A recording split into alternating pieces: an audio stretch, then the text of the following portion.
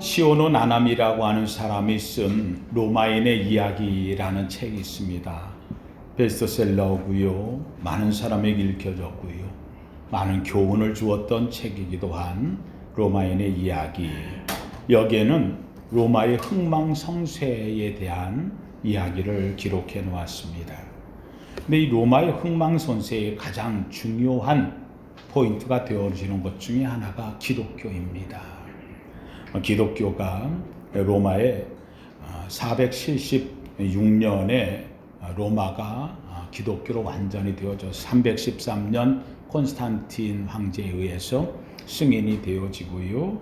그리고 380년경 로마에 승인되어진 이후에 결국은 로마는 기독교 국가로 되어지게 되어지지요. 그랬던 이 로마가 후에 1453년에 동로마, 서로마로 나누어지는 분열도 일어나고요. 수많은 어려움을 겪게 되어집니다. 근데 이 나라의 흥망성쇠의 기점에 바로 기독교가 있었다는 겁니다. 기독교로 인하여서 나라가 부패되어지는 거예요. 로마가 완전히 부패되어지고요. 이 일로 인하여서 결국은 이 로마는 이후에 암흑시대에 들어가서 그래서 천년 암흑시대라고 하는 말이 이때에 나오게 되어집니다. 기독교의 부패에 대해서 이 시오노 나나미라고 하는 이 사람이 몇 가지를 이야기하고 있어요. 로마가 왜 이렇게 부패되어지고 로마가 흔들리고 왜 정체성을 잃어버리고 그리고는 진리의 나라가 되어야 될 나라가 암흑의 나라가 됐느냐. 이 첫째는 기독교가 정치와 권력의 중심으로 들어갔다는 겁니다. 기독교가 정치 권력이라고 하는 것에 중심에 들어가는 순간 기독교를 잃어버려요. 기독교는 정치하자고 하는 것도 아니고요. 권력을 갖자고 하는 것도 아니에요. 권력을 가진 사람의 길을 다르게 제시를 하고요. 정치에 대해서 제안을 하고 대안을 말해서 다르게 가도록 빛된 길로 인도하는 것, 이것이 기독교가 해야 되는데 그만 이 기독교가 정치의 핵심으로 들어가고 권력의 중심부에 들어가는 순간 기독교가 갖고 있었던 생명을 잃어버리고 세상과 타락으로 들어가기 때문에 그래서 기독교가 부패되어져요. 두 번째는 이 로마의 이 국가가 기독교 타락으로 문제가 되어진 두 번째 이유를 진다면 기독교 국가가 되어져서 황제뿐만 아니라 귀족과 권력의 중심부로 들어가다 보니 특권을 누려요. 그가 말 한마디면 다 이루어지고요. 오히려 이 기독교의 교황이 황제를 좌지우지 흔들고요. 오죽했으면 나중에 그런 잘한 대로 황제에게 왕관을 씌울 때 발가락으로 집어가지고 왕관을 씌울 만큼 발밑에 두는 이 큰 문제가 되어지. 자기는 특권이고 권자를 누린다. 하나님의 종으로. 아니 주님이 낮아지라고 왔지 거기까지 올라가라고 왔나? 결국은 특권을 누리다 보면 결국은 자기의 모든 것이 우선순위가 되어지고 하나님이 준 사명을 잃어버려요. 그래서 특권을 즐기다가 사명을 상실한 교회가 되어졌다. 이게 두 번째예요. 그다음 세 번째는 이제는 교회가 권력의 정치의 중심부에 가다 보니 여기에 있던 수많은 사제들 또는 교황과 함께 더불어서 있었던 수많은 이 기독교의 권력자들이 이게 복음 주를 위해서 사는 게 아니라 네가 옳으니 내가 옳으니 권력 다툼이 벌어져요.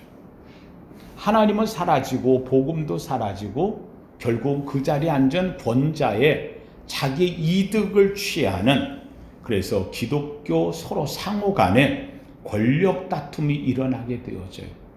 그래서 저쪽에서 말하면 어떻게 돼요? 다 틀렸고 내가 말하면 다 옳고 내가 말한 것을 지지해주는 사람들을 다 모으려고 하다 보니 적당히 봐줘야 되고 하나가 만들어져야 되고 싸워요.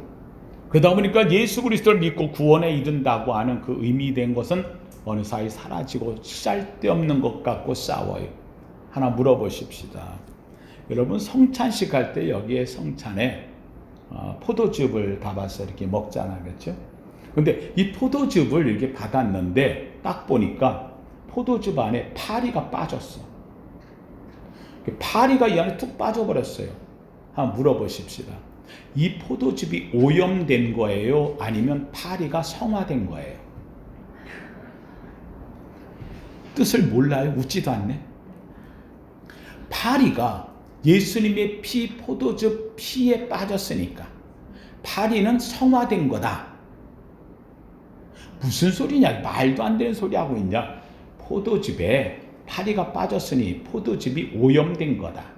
어느 게 맞는 거예요? 이것 갖고요 100년을 싸워요. 참 희한한 세상이 되었어요. 싸울 때 그러고 싸워요.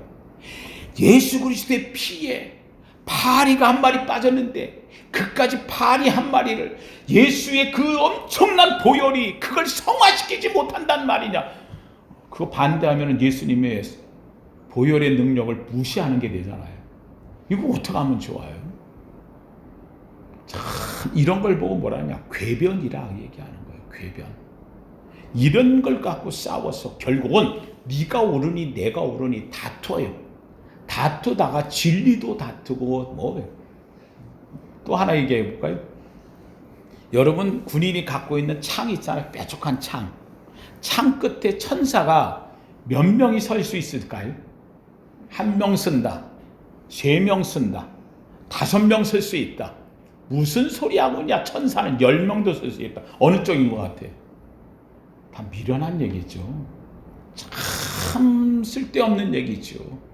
백성들은 지금 굶러가고 있고 굶주리고 있고 고통 중에 있는데 앉아가지고 그 권자에 앉아서 저들을 위해 기도할 생각은 안 하고 세상에 창 끝에 몇 명이 섰느냐 갖고 싸워가지고 대판 나누어지고 이게 뭐 하는 거죠? 이게 바로 로마의 기독교적인 모습이었다는, 원래의 예수 그리스도께서 십자가에 죽으시고 그것을 위해 사도 바울이 복음을 전하며 순교적 삶을 살았던 그 카타콤베에서 믿음을 지켰던 순수했던 이 마음은 다 사라지고 번자에 올라가니까 이렇게 타락되었더라고요. 이게 바로 로마인의 이야기에 나오는 내용 중에 하나입니다. 그러다 보니 결국은 어떻게 되느냐? 사명도 잃어버렸어요. 권력 다툼을 해요. 그러다 보니까 기독교가 가져야 될 가장 중요한 것, 바로 이웃사랑을 잃어버린 기독교가 되어졌다는 거지요. 이웃사랑 전혀 관심 없어요. 나만 잘 먹고 내가 위치해, 내 권력, 내 말이 최고, 이렇게 되어진 자리가 되어져서 교황의 권위가 끝도 없이 세워진 타락의 정점에까지 가게 되어졌다는 사실이지요. 왜 그러느냐? 이게 문제예요. 그들이 어떤 사상을 갖고 사느냐, 그들이 갖고 있는 머릿속에 지배된 게 무엇이냐, 그걸 뭐냐면 주의라 그래요. 주의. 그래서 여러분 공산주의, 사회주의, 민주주의, 자유주의, 인본주의, 이건 무슨 사상을 내가 갖고 사느냐에 따라 나라가 바뀌어지고 변한, 민주주의하고 공산주의하고 전혀 다른 이유는 바로 그 중심적 생각을 뭘 갖고 사느냐에 따라 인간의 사회가 달라지는 거예요. 기독교는 뭐냐? 기독교는 무슨 주의를 갖고 사느냐? 기독교의 핵심을 잃어버리면 문제가 되어지는 거예요. 이게 뭐냐? 한번 따라 합시다. 복음주의. 예, 복음주의적 신앙. 복음주의적 신앙. 복음주의적 신앙. 복음주의적 삶. 복음주의. 이 복음의 중심으로 들어가야 되고 이 복음이 우리 삶을 만들어가야 되는데 어느 사이인가 이 내가 커지고 하다 보니까 원래 가졌던 복음의 핵심을 잃어버릴 때부터 병이 들기 시작하는, 전 원합니다. 코로나 전국이 어렵다고 2년 동안 달려오지만 남아있는 이 자리에 우리 사랑하는 성도들만큼은요, 어떤 일이 있달지라도요 복음을 놓치지 않기를 주님의 이름으로 축원합니다. 그래서 오늘 제목이 복음으로 새롭게라는 말입니다. 여러분, 우리 표가 복음으로 교회를 새롭게, 세상을 이롭게. 무엇으로? 복음으로. 한번 따라합시다. 복음으로. 할렐루야. 복음으로. 그렇다고 한다면 여러분들이 우리가 복음으로 교회를 새롭게 하고 가정을 새롭게 하고 나 자신을 새롭게 하고 세상을 이롭게 하려고 한다면 이 복음이 뭐냐는 걸 알아야 돼요. 복음의 핵심을 알아야 돼요. 여러분, 오늘 그래서 이 복음이 본문 속에 나와 있습니다. 복음을 명확하게 말하고 있어요. 뭐라고 얘기하느냐? 1절 같이 봅니다.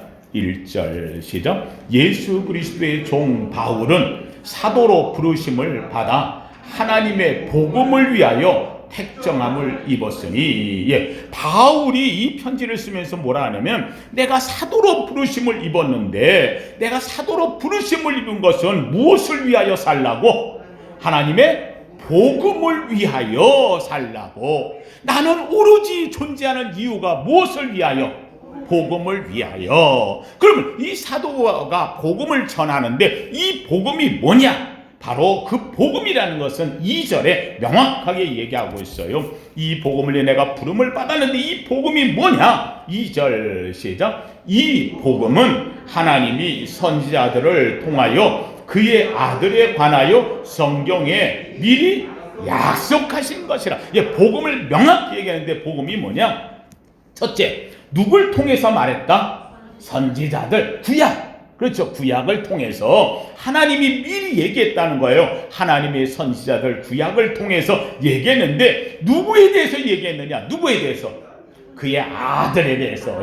메시아가 온다, 임마누엘이 온다, 아들을 보내겠다, 하나님이 약속한 걸 끊임없이 이야기했다는 것, 그 아들에 관해서 얘기를 한 거예요. 근데 어디를 통해서 얘기했느냐? 뭘 통해서?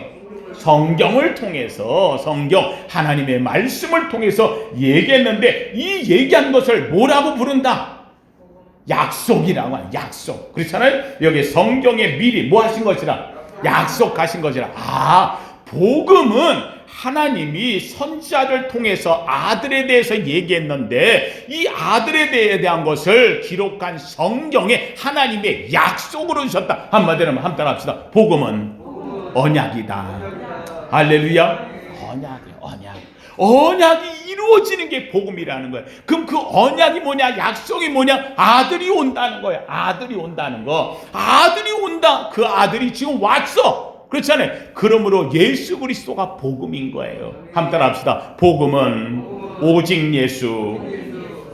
그 아들이 온다. 이 약속했다는 거예요. 그런데 그 아들은 또 어떻게 오느냐? 3절 시작. 그의 아들에 관하여 말하면, 아들에 대해서 이제 얘기하겠다는 그 아들이 오는데 어떻게 오느냐? 첫째는 그 다음 시작. 육신으로는 다윗의 혈통에서 나셨고.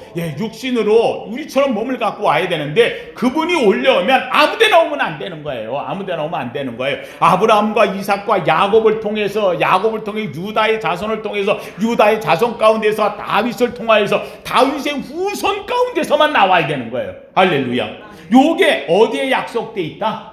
성경에 약속돼 있다. 선지자를 통해 약속했다. 말씀해 주었다. 정말 예수님은 육신으로는 다윗의 혈통에서 나셨고, 그래서 유다 땅 에브라다 유다 땅 베들레헴아 너는 작지 아니하도다. 내게서 나를 다스릴 자가 나올 것이라. 놀랍게도 주님이 유다 땅에 있는 에브라다 베들레헴, 이 베들레헴이 다윗의 고향이거든요. 여기에서 예수님이 마리아가 가서 거기서 나왔어요. 마리아와 요셉이 다윗의 자손이거든요. 베들레헴에서 약속한 대로 나왔어요. 여러분, 이 약속이 지켜지려면 그냥 지켜지나요? 거길 왜 가요? 베들레헴을. 아니, 산딸에 배가 이만한 사람이 마리아가 세상에 거기를 왜 데려가느냔 말이에요. 거기를 가는 곳에. 그런데 거기를 가야만 돼요. 이유가 뭐냐? 그 당시에 로마의 황제 가이사가 모든 사람은 자기 고향으로 가서 자기의 적을 올려라. 인구조사를 위해서 명령 안 하면 안 돼. 그러니까 이 만적대로 갔다니까는요. 그러니까 여러분 기억해야 돼요. 하나님이 역사를 이루시기 위해서, 하나님의 이 성경 말씀 약속을 이루기 위해서 누구를 움직인다? 세상을 움직이는 거예요. 가이사를 움직이는 거예요. 로마를 바꾸는 거예요. 누가 오시기 위하여? 예수가 오시기 위하여. 할렐루야. 그래서 우리가 얘기해요. 한번 따라합시다. 하나님은 역사의 주인입니다. 믿으시면 아멘. 역사를 만들어가고 역사를 이끌어가고 역사를 변화시키고 역사를 바꿀 수도 있는 분이 누구시다? 하나님이시다. 믿으시면 아멘. 그래서 그의 아들에 관하여 말하면, 아들로 오신 예수님, 이 예수님 말하면 육신으로는 다윗의 혈통에서 났고, 약속대로 다윗의 혈통에 났고, 두 번째 4절 말씀. 요번에는 이제 육신으로 해서 이번 영으로 하는 거예요. 요번에는 4절 시작. 성결의 영으로는 죽은 자들 가운데서 부활하사 능력으로 하나님의 아들로 선포되셨으니 곧 우리 주 예수 그리스도시라. 예수님인데 이 예수님은 영으로는 어떤 분이냐? 예수님이 오셔서 십자가에 죽으시고 사흘 만에 뭐 하시고 부활하셔서 능력으로 하나님의 아들됨을 보이신 분이라는 거예요. 보이신 분. 다시 하면은 예수님이 영으로 부활하셔야 돼. 여러분, 이 땅에 살면서 모든 자들 다 죽었어. 그런데 예수님은 죽은 것 똑같이 죽었어. 다윗의 혈통으로 죽었어. 십자가에서 달리셨어. 장사 지내고 사흘 지났어. 근데 예수님이 뭐 하셨다? 부활하셨다. 할렐루야. 이 부활하신 예수 그리스도가 바로 복음의 약속자라는 거예요. 복음의 약속자. 여러분, 오늘 우리가 주일날 예배 드려요. 주일날 예배 드리는데 왜 주일날 예배 드려요? 예배는 안식일날 드리는 거잖아. 그렇잖아요. 구약에서는. 근데 우리는 주일날 예배. 주일은 안식 후 첫날이에요. 부활의 날이에요. 오늘 우리가 예배를 드리는 것은 한번 따라합시다. 부활을 기념합니다. 할렐루야. 예수님이 부활하셨고 첫 열매가 되셨어. 그래서 나도 예수님을 따라 두 번째, 세 번째 부활의 열매가 될 줄로 믿습니다. 부활을 기념하는 날이 되는 거예요. 한마디로 하면 내가 예배 드리는 것도 예수님 때문에 예배 드리고, 구원받은 것도 예수 때문에 구원받았고, 그 약속을 이룬 것도 예수님이 이루어 주셨고, 믿으시면 아멘. 그래서 오직 예수, 이걸 드러내는 거예요. 그러므로 결론으로 이야기한다면 복음이 뭐냐? 복음은 하나님의 약속이 예수 그리스도의 오심으로 이루어졌다. 그래서 한번 따라합시다. 복음은 약속과 성취입니다. 할렐루야. 복음이라고 하는 것은 하나님의 약속이 성취되었다. 이 두 가지가 나타나는 거예요. 그래서 이 두 가지 약속과 성취가 이루어진 것, 한마디로 얘기한다면 누가 오셨다? 예수님이 오셨다. 예수님이 오셨다. 이 예수님은 육신으로는 다윗의 혈통에서 나셨고, 그리고 영으로는 죽은 자 가운데서 부활하셔서 하나님의 아들임을 나타내 보이셨다. 이 예수님이 오셨다는 거예요. 한마디로 복음은 예수 그리스도. 예수 그리스도. 한번 따라합시다. 복음은 예수 그리스도. 조금 더 나가면 그럼 예수님은 어떤 예수냐 이렇게 되는 거예요. 그럼 예수님은 십자가에서 뭐 하시고 죽으시고 사흘 만에 뭐 하시고 부활하시고, 그래서 예수님은 복음이 뭐냐라고 할 때 예수인데, 예수님은 십자가와 부활, 이 두 가지로 그래서 또 축약이 되어지는 거예요. 그렇다면 복음은 정리되었어요. 이제 복음이 뭐냐? 그러면은 약속이고 성취인데, 바로 약속과 성취를 우리에게 오신 분이 누구시다? 예수 그리스도. 그래서 예수님이 오셔서 이 땅에서 어떻게 되셨다? 십자가와 부활로 저와 여러분을 뭐 하셨다? 구원했다. 믿습니까? 여러 가지 됐고요. 그래서 복음은 예수 그리스도예요. 그러니까 교회 와서 나는 복음을 믿습니다. 그럼 난 누구 믿는 거예요? 예수 믿는 거예요. 복음이 나를 구원합니다 라고 할 때는 복음의 십자가와 부활, 이걸로 내가 내 죄가 사함받고 부활해서 하나님의 의의 옷을 입은 줄로 믿습니다. 이게 되는 거예요. 그러면 나는 누구냐는 거예요. 이제 나는 누구냐? 내가 복음 앞에 선 나는 누구냐? 5절 말씀 같이 봅니다. 그대로 나와 있어요. 5절 시작. 그로 말미암아 우리가 은혜와 사도의 직분을 받아 그의 이름을 위하여 모든 이방인 중에서 믿어 순종하게 되하나니, 너희도 그들 중에서 예수 그리스도의 것으로 부르심을 받은 자니라. 여기 첫 번째 얘기예요. 그로 말미암아 복음의 예수 그리스도, 예수님이죠. 예수님으로 말미암아 우리가 뭘 받았다? 은혜를 받았다. 한번 따라합시다. 나는 은혜 받은 자. 믿으시면 아멘. 은혜 받았다는 거예요. 로마서 3장 24절에 보면 그리스도 예수 안에 있는 속량으로 말미암아 하나님의 은혜로 값없이 의롭다 하심을 입은 자가 되었느니라. 내가 뭘 치르는 게 아니에요. 뭘 내가 이루어서 하는 게 아니에요. 잘나서 한 게 아니에요. 똑똑해서 한 게 아니에요. 다 부족해도 관계없어요. 나는 오직 내가 구원함을 얻은 것은 하나님의 무엇으로? 은혜로. 그래서 내가 하나님 앞에 받은 것은 다른 거 없어요. 값없이 주시는 하나님의 무엇으로? 은혜로 나는 주 앞에 서게 되었어요. 내가 하나님의 자녀가 되어졌어요. 한마디로 은혜 받았다 할 때 은혜의 가장 결국은 뭐냐? 여러분 내가 은혜 받았다 할 때 한번 합시다. 은혜는 구원받은 겁니다. 할렐루야. 은혜를 받았어. 여러분 구원받았어요. 여러분 이 노아 홍수 때 세상을 다 물리멸절하는데 재밌게도 거기에 딱 한마디 나와요. 그러나 노아는 은혜를 입었더라. 다 물려 멸망되는데 그러나 노아는 은혜 구원받았더라. 여러분 하나님의 은혜가 여러분 가운데 있기를 주의 이름으로 축원합니다. 한마디로 내가 은혜 입었다라고 할 때 그건 내가 구원받았다. 한마디로 나는 구원받은 자라는 거예요. 하나님이 이 땅에 복음을 주셨는데 그 복음의 혜택을 내가 입었어. 그래서 나는 뭐 입었다? 은혜 받았다. 아멘. 그래서 은혜 받으면 뭐 받은 거다? 구원받은 거예요. 은혜 입었기에 구원받았고 구원받았기에 하나님의 자녀가 되었고 하나님의 자녀가 되었기에 천국 약속을 받았고 천국 약속을 받았기에 나는 축복받은 자인 줄로 믿습니다. 시작은 하나님의 뭐로부터 시작돼? 은혜에서 시작돼. 은혜에서. 여러분 그래도 교회에서 나갈 적에 저희들 인사할 적에 목사님 오늘 내가 뭐 받았어요?